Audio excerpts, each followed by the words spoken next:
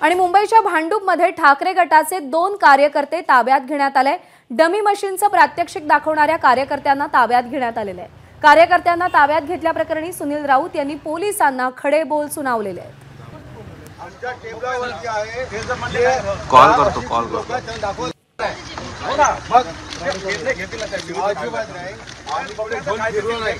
आणि पुढे कोण फिरलो नाही। आमच्या टेबलावरती आहे कॉल करतो अजिबात नाही आणि पुढे कोण फिरलो नाही आणि पुढे कोण फिरलो नाही। आमच्या टेबलावरती आहे कॉल करतो